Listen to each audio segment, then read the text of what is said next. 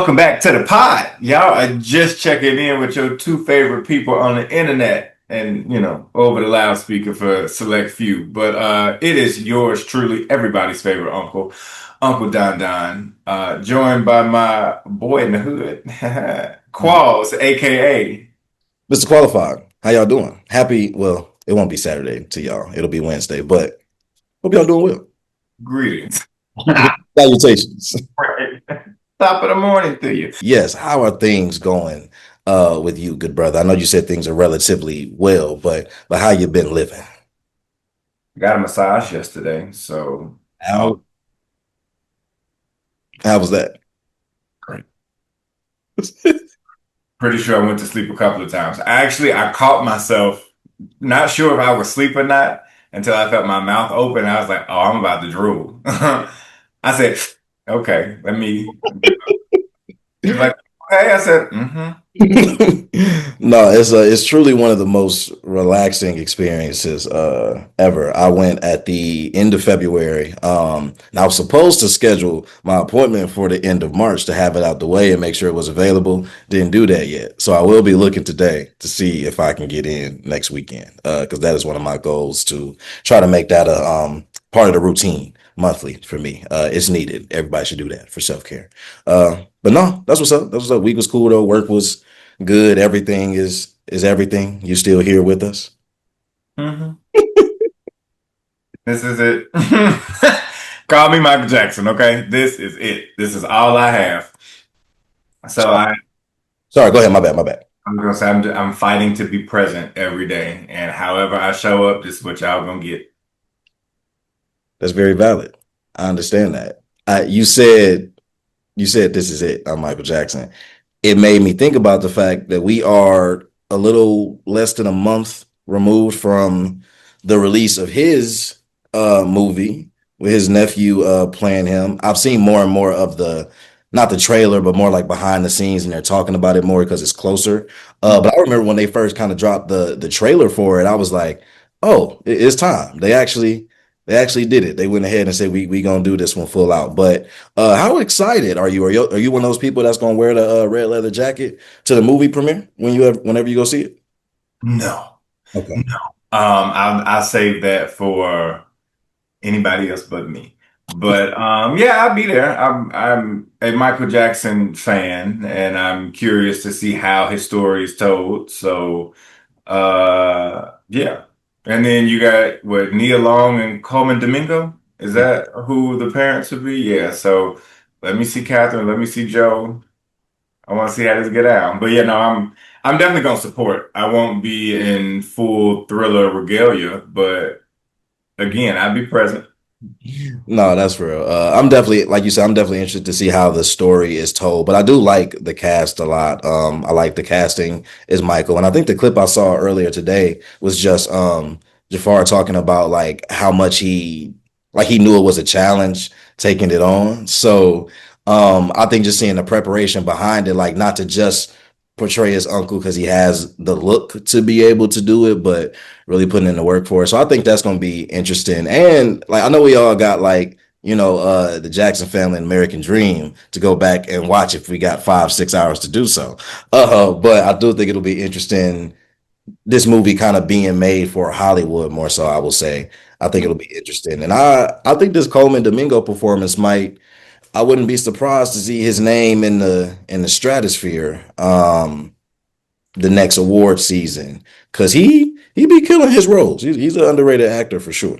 hmm I've first met Coleman Domingo and not like met in person, but introduced to him in Fear of the Walking Dead. Okay. I did not know him before. So when I started to see him in other things and bigger things, I'm like, oh, that's the zombie man. Like, who knew? So yeah, all of this notoriety around him, I do think he is definitely a talent. It would be interesting to see. I heard on another podcast they have this theory around the Oscars, right? That men get their Oscars earlier in their career. No, they get their Oscars later in their career, and women get the Oscars earlier in their career because the industry likes this young ingenue, breakout star of a woman, and then you have these other like seasoned men that they have to wait. So it's been interesting to see the discourse around like Michael B. Jordan and him being in a very small and elite class of black actors in general, but black men, it happens to be more of them than black women winners. But um yeah, Coleman Domingo is that is in his trajectory somewhere. He gets the right script, the right director, the when the stars align, he'll definitely be holding a little gold man too. Yeah, I could see this being his. I could see this being his King Richard. Now, granted, King Richard was about Richard, so a little different. But I could see this being kind of that moment or similar to it for him. I do want to touch back to the Michael B. Jordan point, but before that, I'm okay as well.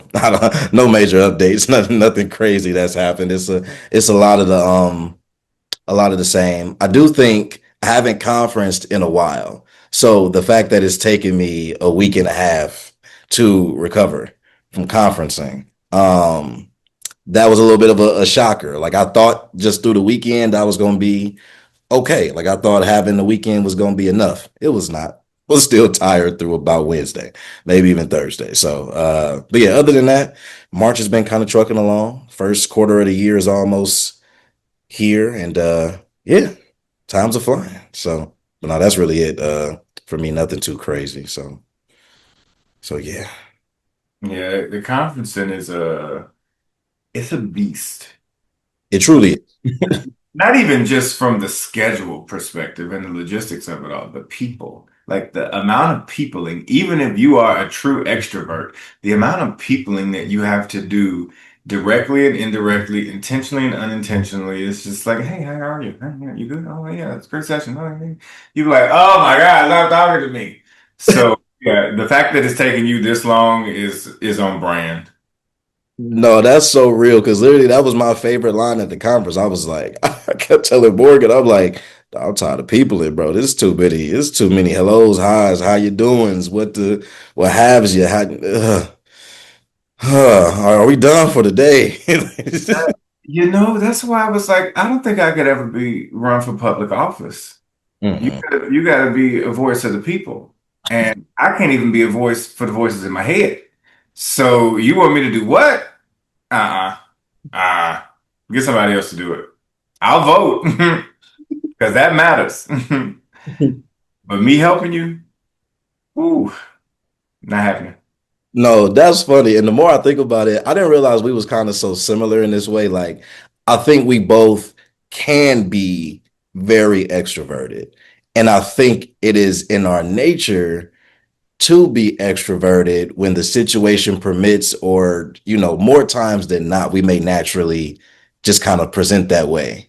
Mhm. But there is also a very natural like introvert aspect to both of us where it's like that line like that that string of patience is not as long as it usually seems, because there was a lot of times I'm like hey, I know it seems like this is all like you know high, and the energy's high. It's not. I would like this to wrap up very quickly. I would love to go back to my hotel room and have some time to myself, please. Thank you. Yeah, but that balance is really interesting because I feel like I'm setting way more into the introverted side the older I get. Yeah, if you've ever seen uh your elders or seasoned relatives rock to get up off the couch and they go, that's me every time I gotta get ready to go to work. That level of oh, fuck, okay, here we go again. That's the energy I bring to conferencing. No, that's real. And I did a pre-conference workshop too. So my Sunday was insane. Like my first day to the conference was mad long. Honestly, every day of the conference is long, and that's the point that we're getting at. Okay, it's too much. It's a beast of a hell. It's professional survivor at this point. That's what conferencing feels like. But yeah, but no, that's been most of my my month. But back to the Michael B. Jordan point. Yeah, I want to say that this was the first year, year of our Lord 2026, that I actually watched the Oscars in full. I learned that I know nothing about the award cycle for film and TV. Had to look up Emmys, and I didn't even realize the Emmys was broken down the way they is. They got daytime and prime time.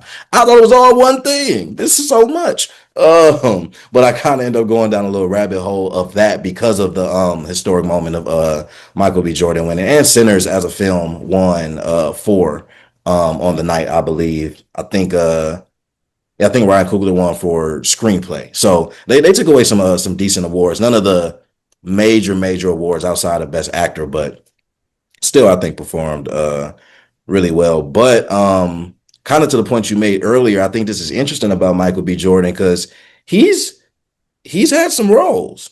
He's had some. He did like his resume is relatively extensive and with very few blemishes, might I add. And granted, he's 39. Sure. I I feel like that's the age I saw. I can fact check right quick.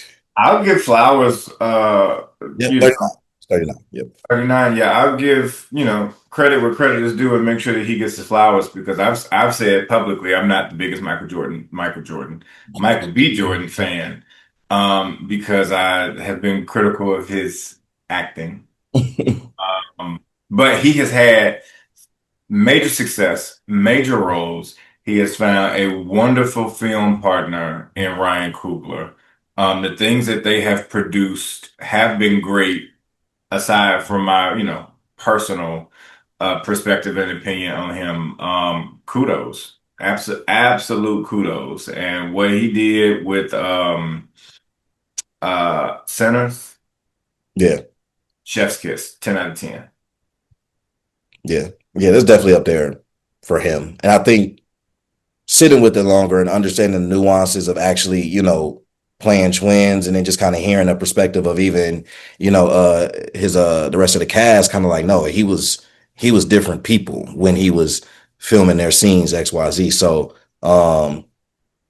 but I also think that that's kind of, and maybe to your point about, I do think that's an interesting point. Men getting it later, and like women sometimes getting it or getting their first one younger, and then sometimes you see this large gap before they win another one. But I do think with women sometimes that youth or that breakout performance when you're young is kind of rewarded more than uh if you're a man. And I guess that kind of sounds bad with it coming out that way, but it does kind of seem like the reality of the industry. But I don't know. I guess that'll be interesting to see because I think if you think of that conversation in the same way for Timothy Chalamet, I didn't realize that he had been up for it as many times as he has. I think he's been up for Best Actor like four times. Hmm. Yeah, but because he's seen as like this, leader of this generation of actors, it's kind of like now every award cycle is like, are you like, when is he gonna, get it type of deal? So I think the pressure just is kind of more, maybe is what I'm getting at. But yeah, that's a really interesting concept. But I mean, like you said, he did join Elite Company as well. So I don't know who might be the next to do so, but I guess we'll see in due time. That's also just a very delayed industry, I think, as well. It's like you either break through and you like arrive, like it seems like you like shoot to stardom somewhat quickly, or like it's just real long gradual until you get like your flowers in this big moment. And that's kind of like the magnum opus, and that's it. So yeah, I guess we'll see. But yeah, shout out to him. Talent, skill, access, and opportunity. Those are the four things that I think go into, oh, and then five is luck. The five things that go into award season.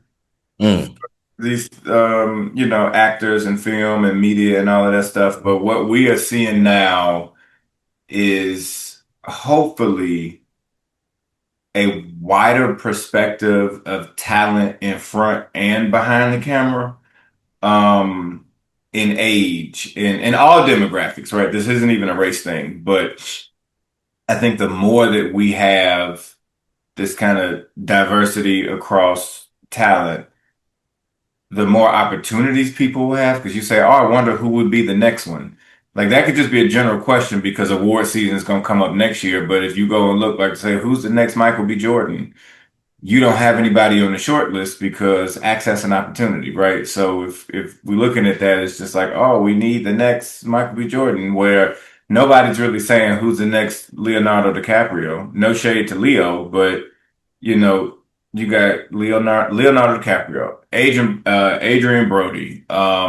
You fill in the blank of all of these white male actors, and they come a dime a dozen. Yeah. You don't say who is the next fill in the blank. We want to know who the next Morgan Freeman, Sam Jackson, Kerry Washington, Halle Berry.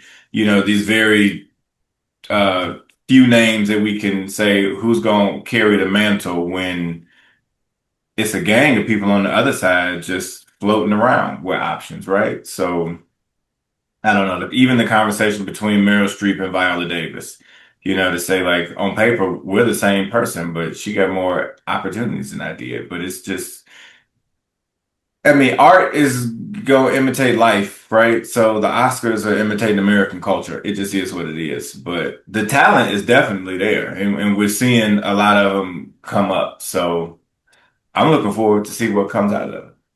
Yeah. No, that was a really interesting contrast, like even from like Conan's like just like opening monologue, like, even to how they would cut a lot of the award winners off and not letting them speak, like just small things. And especially when you're talking about people who won from like different ethnic backgrounds, it's like, no, that's their moment. Like, don't limit them to 60 seconds. Like, if they want to take 2 minutes, let them take 2 minutes, whatever the case may be. But no, it was an interesting contrast of how all that is translating in real time. The last thing I want to touch on, kind of in association with like the Oscars and award season and stuff as well, was I know you had just more so came to kind of see what it was today. But I thought the conversation around Ryan Coogler that came after the Oscars was very interesting from a standpoint of like stance and timing. And for context, or for those of y'all who are listening and watching and may not know, in short,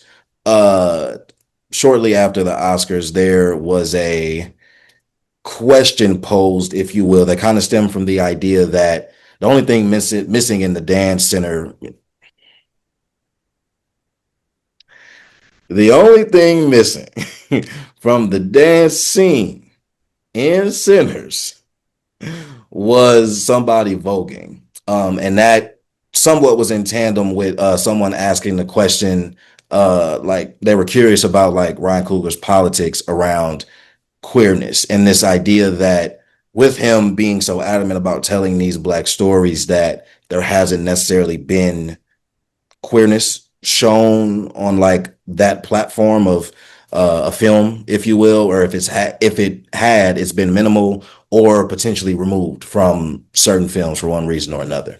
And while I think that the questioning in and of itself was relatively innocent, I do think the conversation that kind of stemmed from it is still kind of valid and interesting, because I think it always happens to you know black filmmakers and just black creators in general when they reach a certain height. And I think that that's the bigger point of the conversation for me. But yeah, just kind of with that synopsis, you know, what's your reaction to people kind of having that feeling about him, Coogler, as it relates to queerness?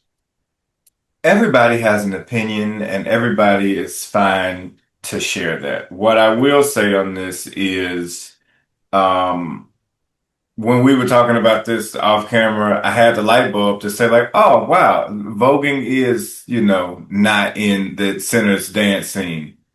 Missed opportunity for some. I do think in terms of dance and black culture, voguing is a part of that, right?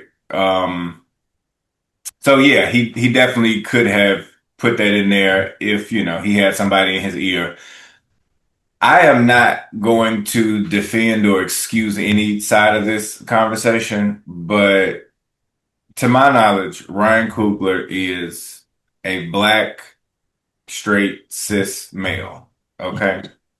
He is writing stories that he connects to, that he relates to, or that he is interested in. So if something is not in his story, it doesn't mean that he doesn't care, but that just means that that wasn't, in terms of priorities of stories that he wanted to tell. And everybody wants representation. I'm the first one to say I want it as well, but is it relevant?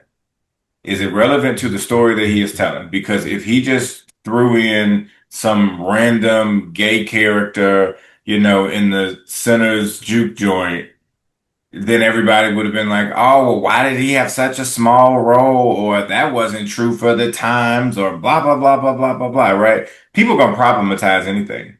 Um, but I don't feel sexuality was the core focus of Sinners. I am well aware that he was having sex in the movie, right? Because I mean, they was getting down in the juke joint, okay? Really? Well, Okay. like Pearl, she left her husband and was like, crack me now, okay? And then obviously Wumi's character, with the baby and all of those things. So yeah, that was referenced, but understanding Ryan Coogler's work, if it's not central to the plot or relevant to the story, I'm not just going to include it just because for representation purposes.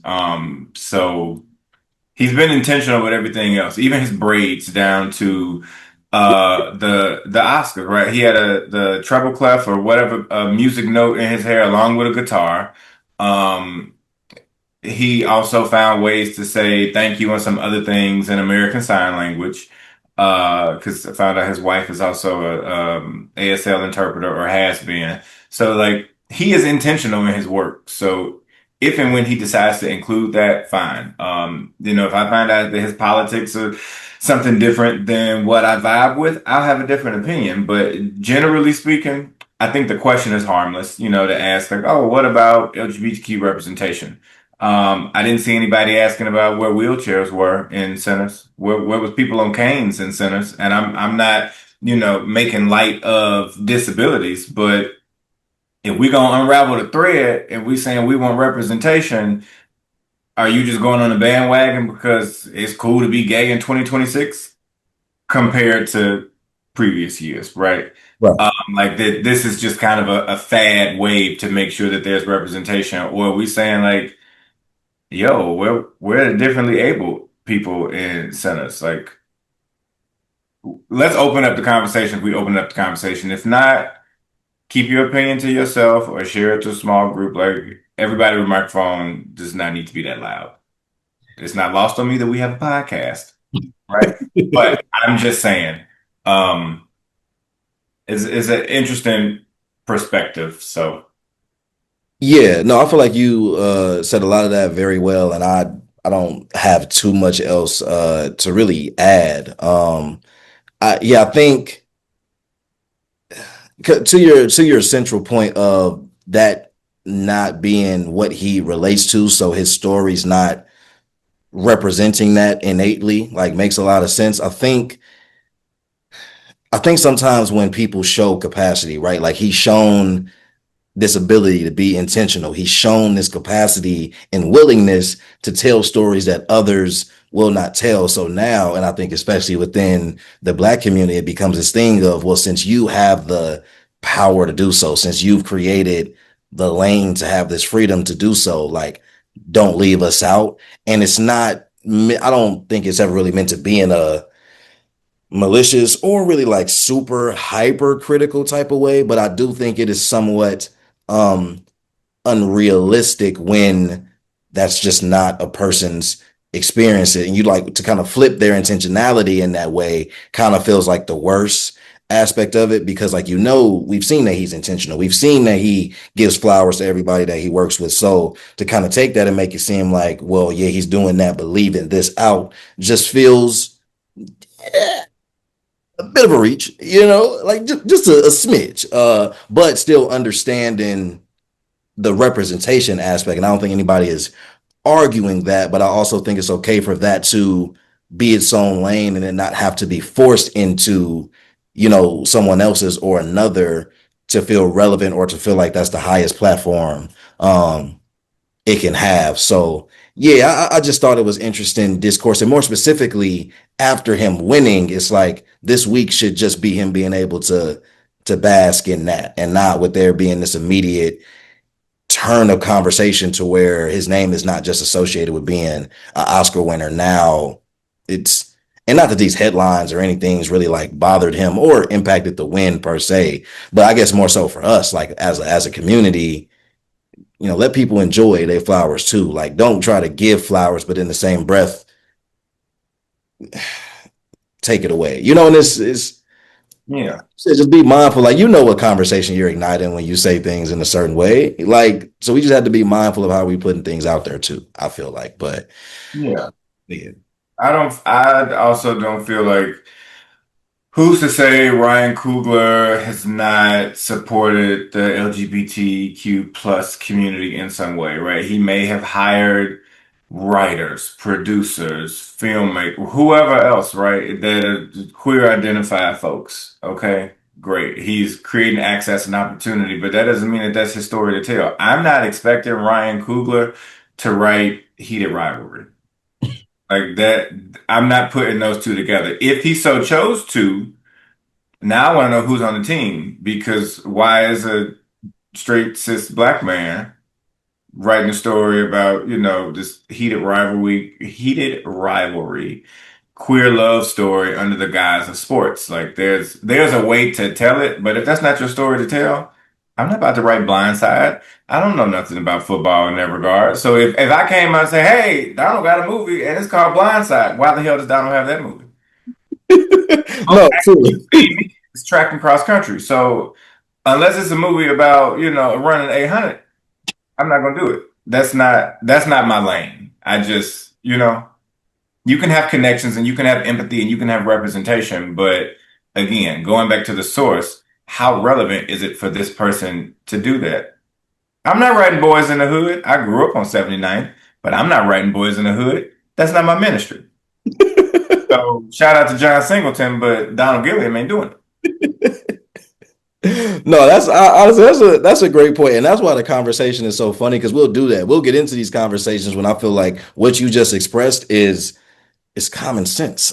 Like, what world are we looking for Ryan Coogler to now be a spokesman for something that he's not a part of that community. That's not his life. That's not what he knows. That's not his ministry. So what is the expectation here? Where is this coming from? What's the goal? I don't get it. But like you said, I do think it being you saying that it's trendy in 2026 though is a very interesting and accurate, but very interesting take. And because it is kind of a thing.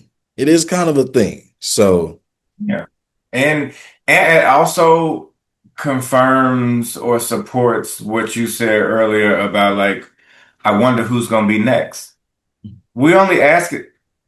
This is reductive. Follow me. We're only asking this of Ryan Coogler because he's the only black filmmaker that is doing something right now. I know that there are many, right? We even have Jordan Peele, but the fact that that's the next person that I line up to say like, oh, one of these two have to tell a queer story.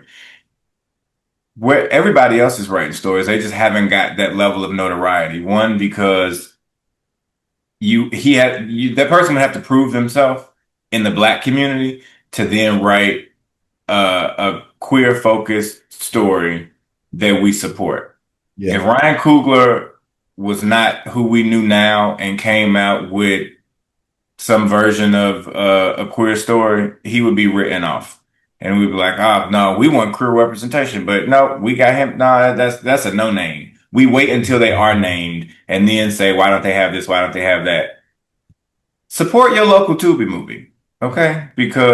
And shout out to Tubi because they are partnering with, I said I was gonna remember. TikTok. I think they're partnering with TikTok to do something around like filmmakers and short stories and something like that. So everybody can't be Ryan Coogler. Everybody can't be Nicole Kidman. Everybody can't be Meryl Streep, Viola Davis, right? they start off in community theater sometimes. So let's invest in that so we can have more of them at this level, as opposed to the few that finally make it to the top to say, where's my story about crutches? Relax. Just relax. Like, oh, I just be so annoyed with them. Who's I who's the them? hmm, Who's the them? everybody. Like the people who do ask the questions, and I do think that we need people to push the envelope. So if somebody does ask the question like, "Oh, well, I wonder why there wasn't some type of LGBTQ representation in Sinners," it didn't have to be a character, right? It could have been Vogan, and I'm all for that. Like that actually makes sense. But then when you start to just want to split hairs and, you know, chop onions so fucking fine, it's just like, what do you actually want to know? What are we solving for? That's them. The people who don't know what we are solving for, silence. No, that's real because yeah, there's no yeah. You put it great. You put it great. Nothing else to say. Nothing else to add. Takeaways from everything. We done talked everything from Disney to massages to Oscars to to the LGBTQ community. So, what are takeaways from this mosh posh of a conversation? My takeaways would be I do encourage critical thinking, which comes along with questions that push back. So if you do see something is missing, you can ask why. But instead of badgering somebody and trying to possibly knock somebody down, if that's your intention to knock somebody down by asking these questions, create it yourself. Show that it can be done, right? And I think that oftentimes, like people want some regulation, but they don't realize that you can have regulatory practices without them being discriminatory. So maybe Ryan Coogler is not the avenue for LGBTQ stories. Okay, we can regulate that and have that somewhere else and somebody else can do it because I don't think Ryan Coogler is his intentions are ill in the lack of representation. Yeah. So relax. Yeah, take a chill pill. That no, that's my I would say no, honestly, that's my takeaway too, is that I think we can celebrate without being critical. And I think there is a time to be critical. And it's not to say that you give people passes. It's not to say that every moment or every person deserves grace for everything. But I think just finding a better balance between celebrating and being critical, specifically for us in our community, because it feels like we're the only people that kind of like struggle to toe this line of like being able to celebrate without tearing somebody down. Like those can't be two very distinctive things for us. So, but it's possible. It's very doable. I just think we gotta relax. And everything could be okay. But man, until the next episode and until the next time we check in with y'all, we'll catch y'all, man. Peace.